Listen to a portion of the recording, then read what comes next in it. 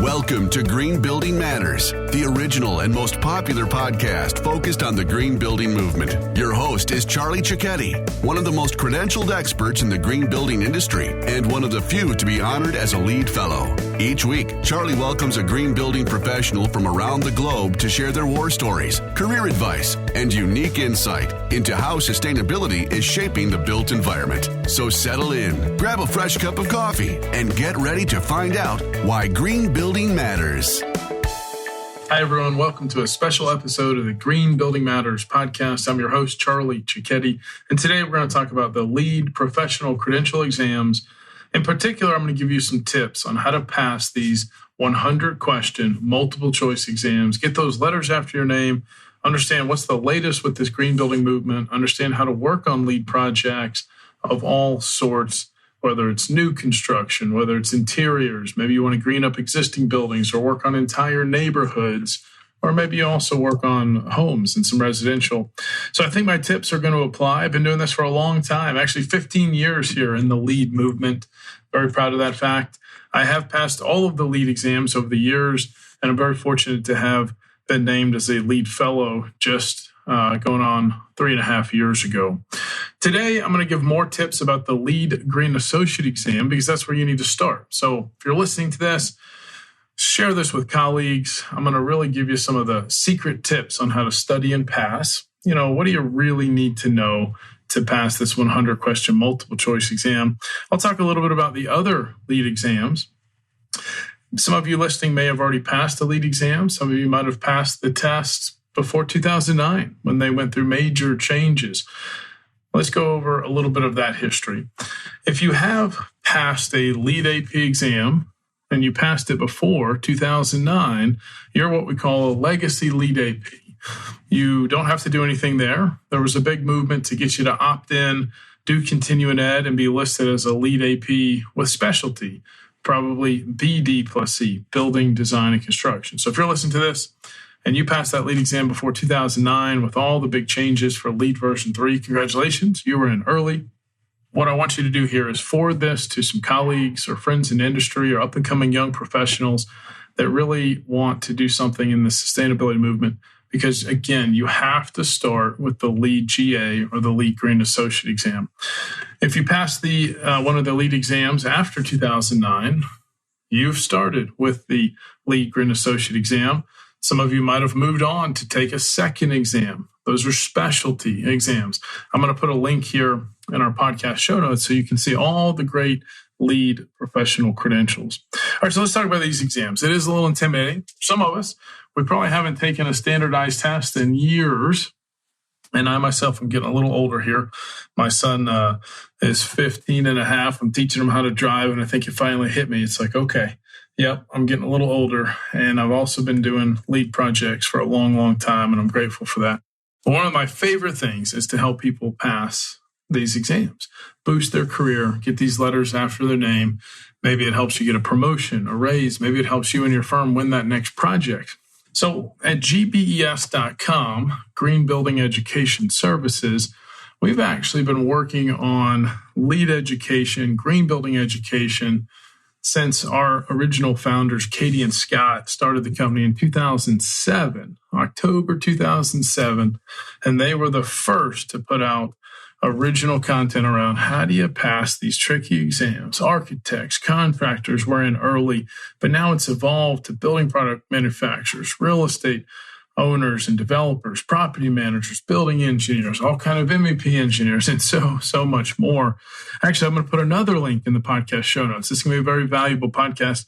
And I'm going to put a link to the LEED Professionals at a Glance. It's a beautiful map, a lot of data that's shared from the USGBC and their data scientist there, Arnold Key. It just shows you where are these LEED professionals all over the world. One of my career highlights several years ago, I went to St. Lucia, the country of St. Lucia in the British West Indies. My wife actually came with me on that trip. It was amazing. They had 0 LEED professionals when I went there, and another colleague, Allison, and we were teaching these prep classes.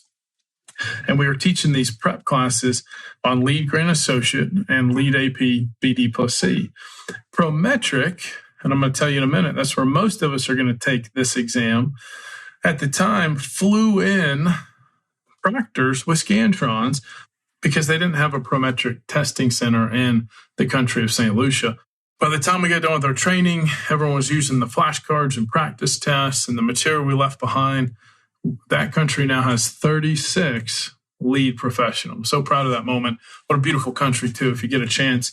And make sure you remember it's the British West Indies. I forgot that when I arranged to rent a car. I think you know what I'm saying. Okay, I digress. We're going to put some links in the podcast show notes. Let's talk about the LEED Green Associate exam. It's a 100-question, multiple-choice exam. You're going to take this test either at the Prometric Testing Center near you, or coming out of the pandemic, you can now take it virtually. I've had some colleagues that have done that. A lot of our customers choose that option.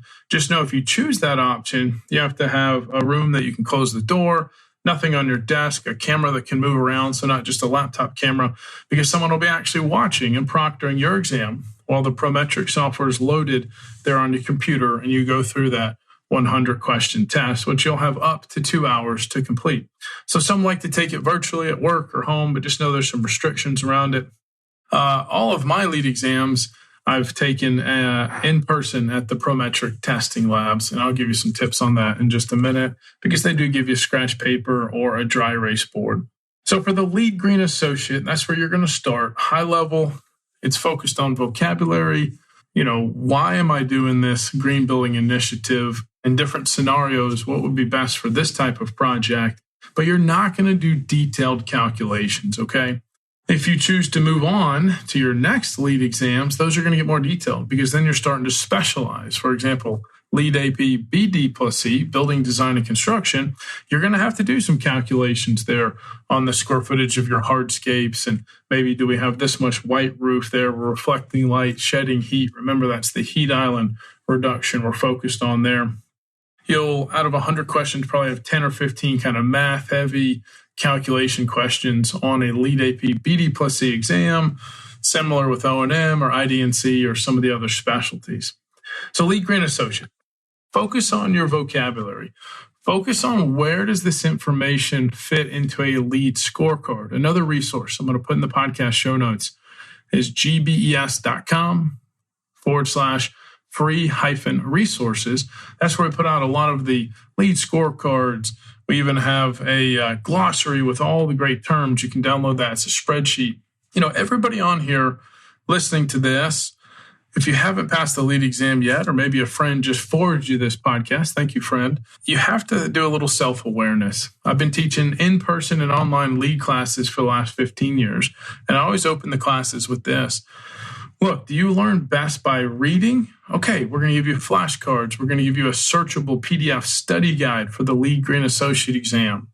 Or do you learn best by listening? Well, maybe you're going to take one of our online courses, or you did one of our in-person all-day crash courses, or maybe your company wants to have us come in with a trainer and you have 10 or 15 or 20 people that want to go through this together. We got you covered. Just reach out to gbes.com there.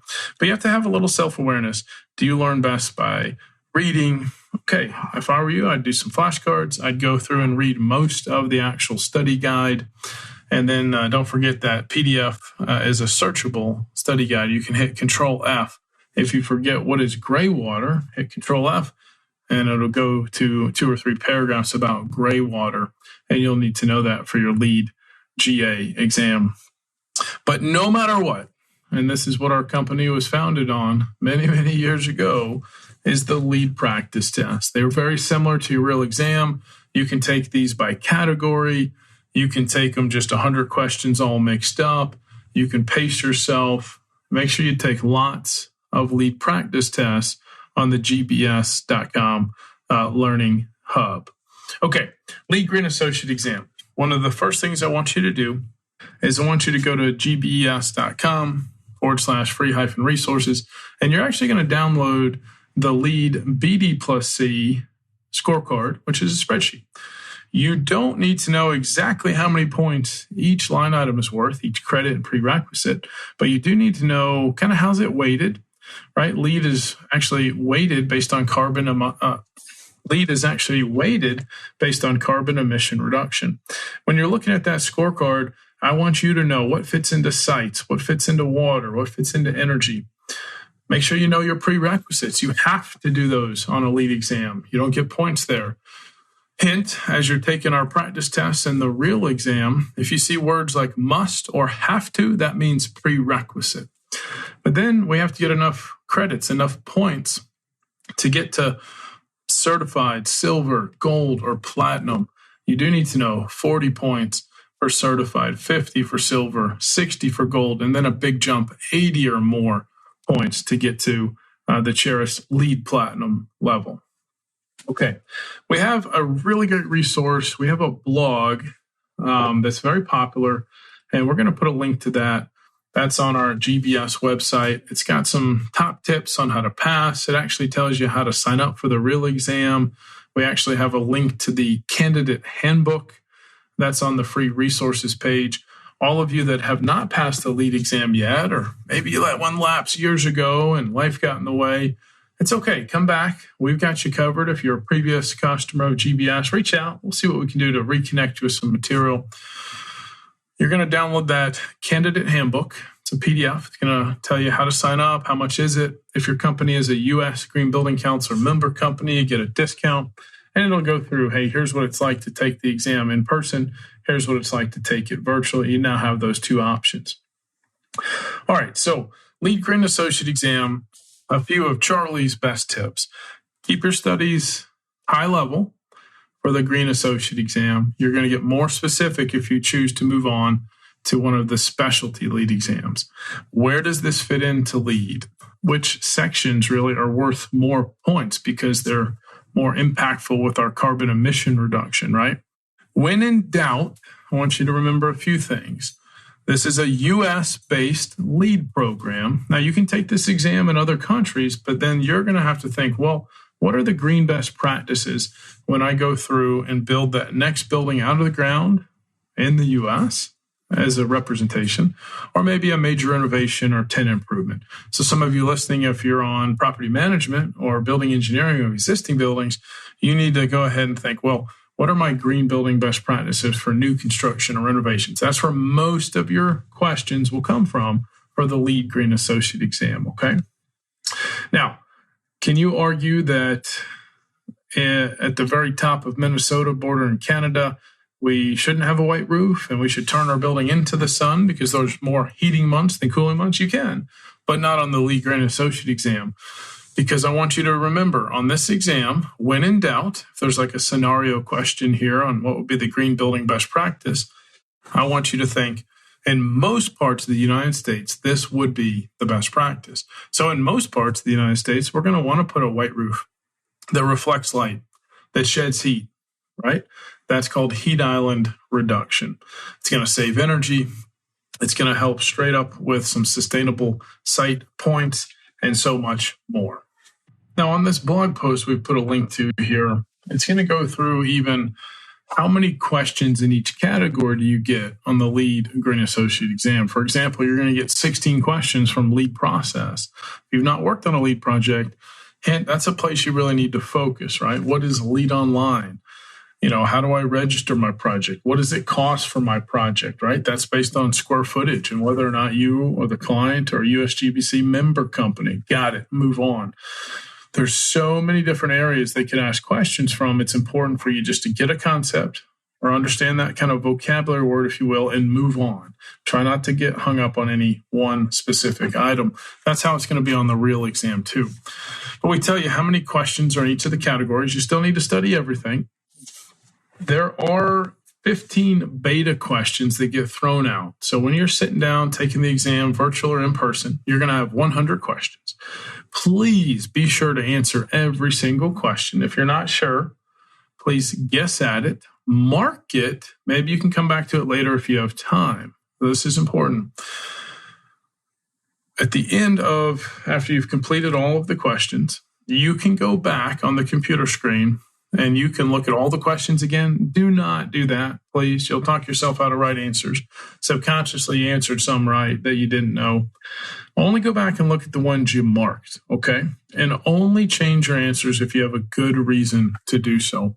When you get to the Prometric Testing Center, again, if you're doing it virtual, there's some different restrictions. Make sure you read the candidate handbook there that GBCI and Prometric put out. But if you're taking the exam in person at Prometric, you have to go in, put your belongings in a locker. They give you a key, empty your pockets, and you go into this testing center and picture a computer lab there. And once you hit start, you have 2 hours to take and answer all these questions. Now, for some of you, for the Green Associate, maybe you have a little bit of building background, maybe in design or construction. You might know some building terminology. Maybe you've really been studying for the Green Associate exam. You might fly through in 50 minutes, an hour, maybe an hour and 10. Don't think you have to just sit there and try to change some answers and go crazy. No. Take a breather. If you actually needed to go out and get some fresh air and you had time, or go use the restroom, you can actually sign out, come back, sign in. So you got to go through that process again. So manage your time, sit back down, maybe only tweak 1 or 2 answers, and then hit submit. I don't think you have that opportunity when you're taking it virtually at home or work. So when you submit your exam through the Prometric system, they used to give you your score right there on the screen, but now it's emailed to you within like 10 minutes. But you'll know if you're a LEED Green Associate or fill in the blank one of the other exams you're taking. The specialty exams definitely are going to take most of the 2 hours. They're wordier. There's just more math, more numbers. The LEED Green Associate, you could really fly through. I hope you pass it there that first try. We actually have a 95% pass rate at gbes.com on our LEED Green Associate material. If you actually use the material, study. This is important. It's a professional credential. It's not a class you took and there's a certificate of completion.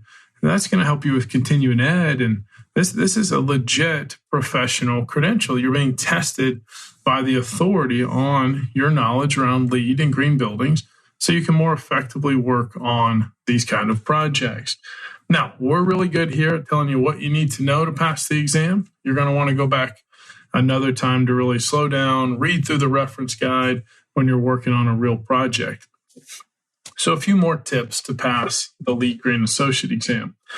There's 100 questions. They're going to throw out 15 beta questions. We don't know what they are, but if you studied really hard and all of a sudden you get a question out of left field, I hope that's a beta question. You still need to answer it, and you still need to move on. Remember, only change your answer if you have a really good reason to do so. Let's say you answered a question, and 1, 2, 3 questions later, it's like, that's kind of worded in a way I might want to change the other one. You can hit back, change it, and then keep moving, okay? Please do not hit the button at the end that says, look at all 100 questions again. That will drive you crazy. I've seen it before, and people talk themselves out of right answers, and you might just miss it. A few other things for the LEED GA exam. Again, I'm reading off the blog here. We're going to put a link in the podcast show notes. You do need to know your ASHRAE standards. ASHRAE 90.1 is energy code in most parts of the United States. ASHRAE 62.1 is ventilation. ASHRAE 55 is thermal comfort. ASHRAE 52 is filters, right? Think MERV 13 filters when we're running our building, MERV 8 filters during construction. There's a few other numbers we've put on the page here. You're not going to have to do a lot of calculations, right? You might have like one, but it's not really a calculation. It'd probably be around the water credits, right? You need to know that current plumbing code in most parts of the United States, again, some areas might be more stringent, but in most parts of the U.S., it's 1.6 GPF, right? Gallons per flush on our toilets. Well, we want to do better than that. We could do dual flush toilets or high efficiency toilets, 1.28 GPF, right? We could do 1 gallon urinals. Well, that's code. Let's do pint flush, maybe, if we're not going all the way to waterless. 0.125 gallons every time you flush. Know the difference between flush fixtures and flow fixtures. I hinted at it earlier. Here's a good example on your exam. What's the difference between gray water that comes out of your restroom sinks? It comes from your shower heads, tubs, right? To black water, which is touched human or organic waste, okay? So you got to know the difference there. Gray water in some municipalities, you can right away capture it, use it maybe for irrigation. Black water, of course, you're going to have to treat that before you do anything with it. This exam is not impossible. GBS and our team here, we've helped 150,000 people around the world pass their LEED exams, the newer WELL AP exams, and keep up all their continuing education. So don't forget, we've got you covered for exam prep And then we've got you covered for continuing ed, all those LEED specific and general hours. We've got packages there. We even have our overall unlimited, once a year subscription where you get it all. And we actually just submit your continuing ed to the authorities, both LEED, USGBC, and AIA, say if you're an architect. This exam, it's doable. You do need to chip away at your studies, okay? I really want you to start after you maybe go through one of our online courses or read through the searchable PDF study guide for the LEED GA. And then I want you to take one practice test cold. It's going to be a benchmark. Maybe you're in better shape than you thought, or maybe, wow, reality check, this wording, all these LEED vocabulary words, it's a little tricky. I'm going to need to put in some study time. Then some of our past customers that I've taught over the years in person or online, some like to go by category. Maybe you're going to study the entire water efficiency category, and then you're going to take just water efficiency questions on our online practice test, which you can take on a computer, an iPad, a phone, and get really proficient with water efficiency. Be like, all right, I'm good there. Let me move on to the next section. So you can study by sections, or you can just kind of study in order and just make sure you're getting your practice scores. And just make sure you're getting your practice test scores, higher than a 75%. On the real exam, the scoring, it's a little funny. It's a 100-question exam. They're going to throw out 15 questions, but there's 200 points total. Now, if I knew exactly how they were scoring it, we'd be having a different conversation. I don't. But here's what I do know. Some of the questions are worth a little bit more, maybe 1.1, 1.2 points. Some are worth a little bit less, 0.7, 0.8 points. But you know what? Treat every question equally. Keep a good pace, okay? If you're stumped on one, guess at it, mark it, keep moving, keep a good pace. If you have time at the end to go back and look at the ones you marked, go look at those, but only change your answer if you have a good reason to do so. Hey, we've got all the great resources. You don't have to use all of the study material, flashcards, MP3s, classes, and practice tests, but at least, please take lots of practice tests. And if our system is showing you, hey, you're not doing too great in energy efficiency, okay, go off the practice test for a little while, go read up or listen in on the energy efficiency category. Go back and look at those vocabulary words on the glossary that's on our free resources page, and then go take more energy practice tests until you get that category up, right? When you show up test day, simple things, right? The night before, get good night's sleep. Please don't try to take these exams at like 7 o'clock in the evening because, life and work happen. And even if you studied so hard, you just maybe got burned out from the day. You don't have any glucose left, literally, to do problem solving on this test. Don't do that. Take it in the morning or mid-morning. Don't cram the morning before. This exam is one that you just cannot cram right before it. You need to know overall LEED, where does all this fit in, understanding some why questions. It's going to be a little tricky. So get a good night's sleep, eat some breakfast, take that exam. Hopefully you signed up for morning, mid-morning. You can schedule through prometric.com/GBCI. All of this is in the PDF candidate handbook. You can schedule weeks ahead of time as long as they have seats available. We've been doing this a long time here. I just want to give you a few tips, give you a little confidence here on how to pass the LEED Green Associate exam first, and then move on. Maybe take a specialty exam. If you're curious about the LEED exam and hey, I think you would be well balanced if you do the LEED Green Associate and then you move over and do the WELL AP. Then you have both green buildings and healthy buildings covered. I'm Charlie here on the GBS team. I'm the host here of the podcast. Please go back, listen to some of our awesome guests. You'll hear them talk about how important professional credentials have been in their green building careers. You'll hear about their volunteering and trade organizations in their city and also nationally, and so much more. Thank you for being a listener here on our podcast. Reach out to me if you have any questions. Even, hey, if you're stuck, you need a little help passing that next LEED exam. I'm serious. Shoot me an email, charlie@gbes.com. I'll get back to you and I'll try to clarify. All right, here's how you need to look at that question on your practice test as you're getting ready to go ace this exam and become the next LEED professional and get added to that map. Make sure you check it out, the map of all the LEED professionals in the world. Good luck on your exam. Thanks so much. Thank you for listening to this episode of the Green Building Matters podcast. At gbes.com, our mission is to advance the green building movement through best-in-class education and encouragement. Remember, you can go to gbes.com/podcast for any notes and links that we mentioned in today's episode, and you can actually see the other episodes that have already been recorded with our amazing guests. Please tell your friends about this podcast. Tell your colleagues. And if you really enjoyed it, leave a positive review on iTunes. Thank you so much, and we'll see you on next week's episode.